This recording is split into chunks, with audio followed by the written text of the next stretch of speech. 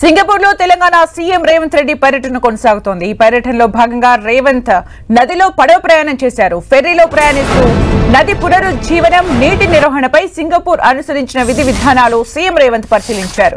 నూతన ఆధునిక భవనాలు నిర్మించేటప్పుడు చారిత్రక భవనాలను పరిరక్షించిన పద్ధతుల్ని ఆయన అడిగి తెలుసుకున్నారు. ఇప్పటికే హైదరాబాద్ లో పెట్టుబడులు పెట్టేందుకు క్యాపిటల్ ల్యాండ్ ఆసక్తి చూపించింది. ఇందులో భాగంగా 450 కోట్లతో భాగ్యనగరంలో ఐటీ పార్క్ ను క్యాపిటల్ ల్యాండ్ గ్రూప్ ఏర్పాటు చేయనుంది. ఈ క్రమంలో సీఎం రేవంత్ రెడ్డి సమక్షంలో క్యాపిటల్ ల్యాండ్ గ్రూప్ సంస్థ రాష్ట్ర ప్రభుత్వంతో ఎంఓయూ కుదుర్చుకుంది. ప్రస్తుతం గ్లోబల్ రియల్ ఎస్టేట్ రంగంలో సింగపూర్ లో క్యాపిటల్ ల్యాండ్ గ్రూప్ సంస్థ లిస్టెడ్ కంపెనీగా ఉంది.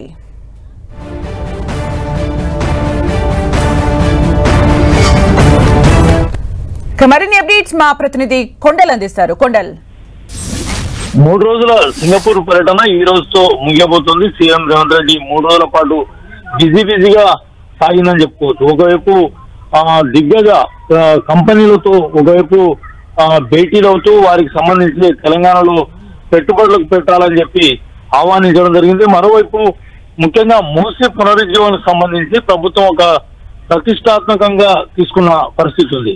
దీనికి సంబంధించి సింగపూర్ లో రివర్ ఫ్రంట్ డెవలప్మెంట్ ఎలా జరిగిందన్న దానిపై కూడా సీఎం రేవంత్ రెడ్డి బృందం ప్రత్యేకంగా దృష్టి పెట్టింది.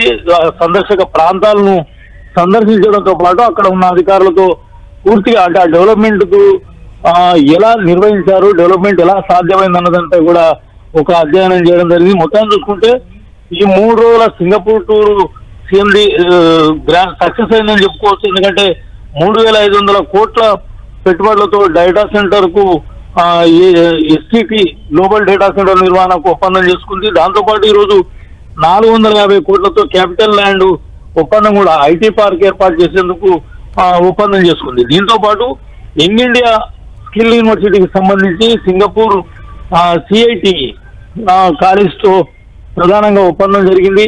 మొత్తం చూసుకుంటే తెలంగాణలో ముఖ్యంగా స్కిల్ యూనివర్సిటీ అనుకోండి, ఫ్యూచర్ సిటీ అనుకోండి, మూసి పునరుజ్జీవన కార్యక్రమాన్ని అనుకోండి, ఈ మూడింటికి ఎలా